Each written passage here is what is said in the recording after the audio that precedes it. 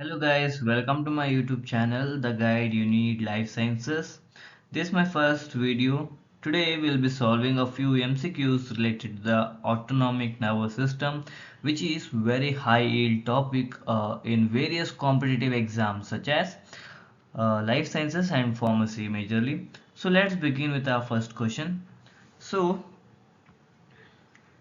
here, the question is a patient with hypertension complains of dizziness on standing, especially after the first dose of medication. Which drug is most likely responsible? And if you look into options, the options are metoprolol, prazosin, amlodipine, hydrochlorothiazide. So if you carefully look into options, you will get to know all the options belongs to antihypertensives. So just knowing the condition or knowing the drugs of that class won't help alone, right?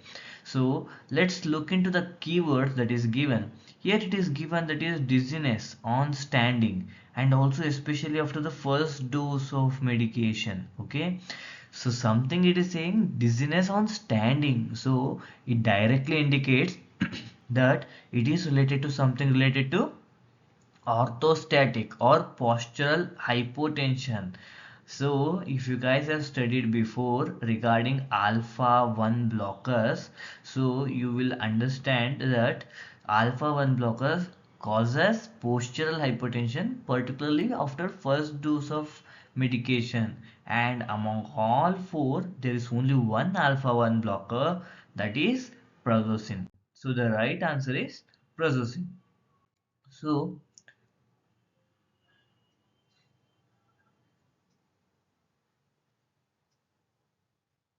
if you guys need further what explanation, then you guys might can look into this slide, that here it is given in a normal person, when a normal person is sitting or lying down and he suddenly stands, there will be a venous pooling.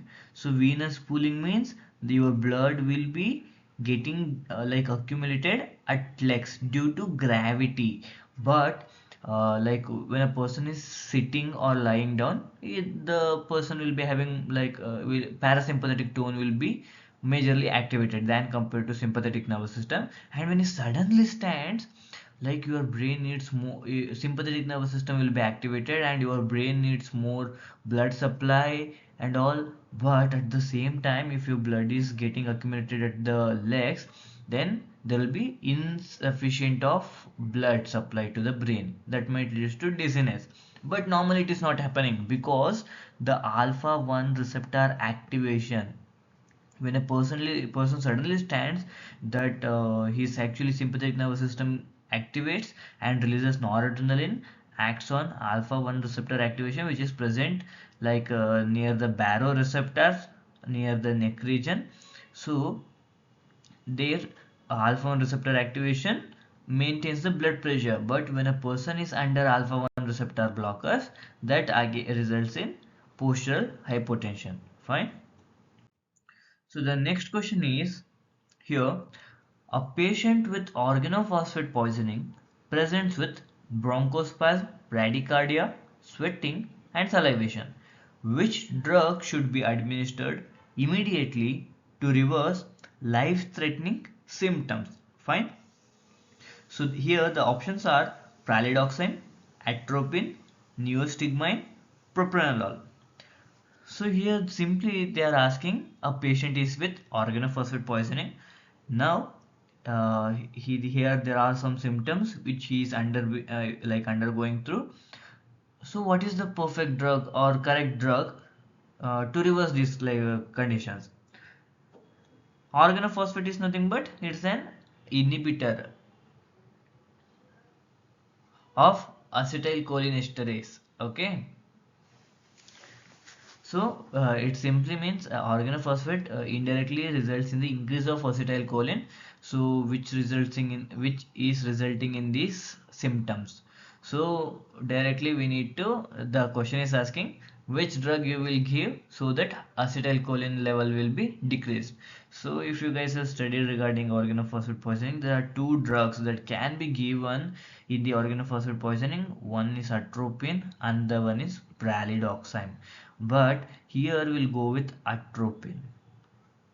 I'll answer further that why not pralidoxime, but the answer is here atropine. Fine, because atropine blocks M1, sorry, muscarinic and nicotinic receptors. Okay, that is where acetylcholine acts on. But pralidoxime works by recovering the acetylcholinesterase enzyme. So pralidoxime is kind of time taking, but atropine acts by immediately by blocking the muscarinic receptors. But pralidoxime is used when kind of like uh, specifically to reverse nicotinic effects like muscle paralysis, weakness, fasciculations. Fine. So this is regarding this question. So next we'll move to the next. The next question is, a patient with acute angina pectoris presents with severe chest pain at rest. Which drug is the drug of choice for immediate relief? Now, angina pectoris is nothing but a patient heart is not getting sufficient oxygen, right? And he is having chest pain at rest. So you need to remember which type this is. Okay, so and now what is the drug of choice for this condition? Simple. Okay, when it comes to angina pectoris, there is one class which is majorly preferred, that is nitrates. Okay, so there is only propranolol belongs to beta blocker, it does not comes under nitrates, so remove it. Amlodipine, it's a calcium channel blocker, not nitrates. Ranolazine comes under other anti-anginal drugs, but it doesn't comes under nitrates, again not. So sublingual nitroglycerin is the only drug in these four options belongs to the nitrates classification. So answer is here sublingual nitroglycerin. So if you look into the types of angina, there are majorly three types: stable, unstable and Prinzmental angina. So stable does not occur at rest, unstable occur at rest. So which was the type of angina we discussed here? That is unstable angina, right? So just remember this thing. What does ischemic heart need? So there is already myocardial decreased myocardial oxygen demand.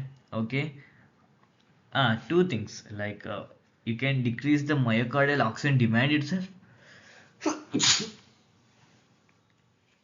or increase myocardial oxygen supply. Two things you can do because there is already insufficient oxygen supply is there to the heart. So you can decrease the myocardial oxygen demand or increase the myocardial oxygen supply.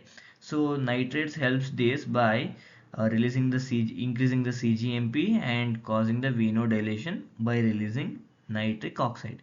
Remember, this is the only one gaseous neurotransmitter. So remember this condition, acute versus chronic. Actually, to be honestly, even I was confused regarding this. I used to think that acute is small, chronic is big. But yeah, true. But in medical terms, acute means immediate. Okay, chronic means long term. Okay, here we are talking about time. Okay, not how like big or small medical condition is. No. So just another information that we talked here sublingual nitrates, right? But here IV nitrates are used in unstable angina when pain is ongoing, severe or not relieved by sublingual nitrates. Okay. So the next question is, I will move on to next question. That is, a 22-year-old patient with glaucoma is treated with a drug that increases aqueous humor outflow via the trabecular meshwork. Which drug is this? Now the options are option A atropine, option B pilocarpine, timolol, phenylephrine. So the answer is here. So actually, in a person, just ignore the, like what, the timing of the patient or the age of the patient. It is just to confuse you guys. But he is having glaucoma and is treated with a drug that increases aqueous humor outflow. Okay, so this is the trickiest or keyword you can also say, but this is a bit confusing. So here the option is pilocarpine. Fine. And you might, there is a slide here I have added to what, clarify the doubts actually, because many will confuse that, okay, alpha agonists are used, beta blockers are used, and in the name of myotics we go with acetylcholine increasing drugs. So what is the purpose? Because on high there are several receptors in different regions, okay, and why we majorly go with alpha agonist? Because it causes pupil dilation. By dilation, it increases the aqueous humor outflow, okay, and also why we go with M3 muscarinic? Because it causes pupil constriction, meiosis, but it increases the aqueous humor outflow. But here alpha 1 actually what, it decreases the aqueous humor production itself, okay. So these are the bit trickiest things. So just remember which are all the receptors are like present on different parts of eye, and what is its function, means what is that parts regions function in eye. So you will understand or you will clarify the doubts, okay. So next question, this is my favorite actually. So the question is, a man is given adrenaline IV and shows a rise in BP. Later he is pre-treated with phenoxybenzamine, and the same dose of adrenaline now causes a marked fall in BP. The mechanism responsible for this phenomenon is, it's a kind of mechanism here it is asked. So just read a question once again, like a man is given adrenaline IV and shows a rise in BP. This is the common mechanism because adrenaline is an like sympathetic activator, which is a neurotransmitter involved in sympathetic nervous system. So once adrenaline is released, it shows a rise in BP. That is a logical thing. Later he is pre-treated with phenoxybenzamine. What it is? It is an alpha blocker, right? And the same dose of adrenaline now causes a marked fall in BP. The mechanism responsible for this phenomenon is, if this is confusing you guys and if you don't know the answer, just go for the elimination, okay. First, the option is blockade of beta 1 receptors. Just look into here. Is there anything that is related to blockade of beta 1 receptor? Where is beta 1 receptors first of all? These are alpha receptor blocking, and there is nothing that is indicating blockade of beta 1 receptor. So this couldn't be the answer. Next, inhibition of norepinephrine release.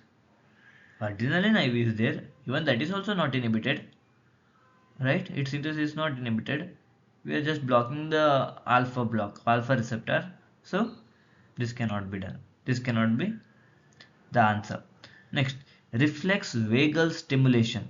So first let me explain what is vagal stimulation. There is a vagus nerve which is parasympathetic nervous system, like nerve involved in parasympathetic nervous system, which actually relaxes. When does it relaxes? When there is a sudden rise in BP, okay, when there's a sudden rise in BP, it brings to the normal level, okay. That's it. That's what uh, reflex vagal stimulation. But here actually there is a marked fall in BP, not blood pressure is coming into the normal. It's actually gradually like falling, okay, or marked fall. Instead of gradual fall you can say it's a marked fall. So this cannot be the answer. If all three cannot be the answer, the all fingers are pointing towards unmasking of beta 2 mediated vasodilation. You guys might ask, like, where is beta 2 then? but here it is written unmasking of beta 2 mediated vasodilation. So to explain this, I need help of this slide. Okay, first just understand what are the receptors present on blood vessels, that is alpha 1 and beta 2 both are present, but the net effect is vasoconstriction because of alpha 1 effect always predominates when they are stimulated together. Okay, please remember this thing. And another thing is dose dependent action, or also called as biphasic response of adrenaline. That is, low dose adrenaline stimulates beta 2 receptor, causes vasodilation, but the same adrenaline when it is in high dose stimulates both alpha 1 and beta 2, but the net result is vasoconstriction because of alpha 1 effect predominates. Okay, now let's move to the vasomotor reversal of Dale, the real key, okay, for the question or answer. In the presence of an alpha 1 blocker, example phenoxybenzamine, alpha 1 receptors are blocked, adrenaline can act only on beta 2 receptors. Even high dose of adrenaline causes vasodilation. Now, okay, there is no option, right, for adrenaline to act on alpha. It must act on beta, and beta always result in vasodilation. That way it causes blood pressure falls instead of rising. That's why we saw marked decrease, okay, in BP. So there's a key point here for you guys. Vasomotor reversal of Dale is the fall in blood pressure produced by adrenaline after alpha adrenergic blockade due to unopposed beta 2 mediated vasodilation. So this was the questions. I hope this will help you guys, and for better understanding, please subscribe my channel and also like the video if you like, and please share it as much as possible, and we'll meet again for the next video. Thank you guys.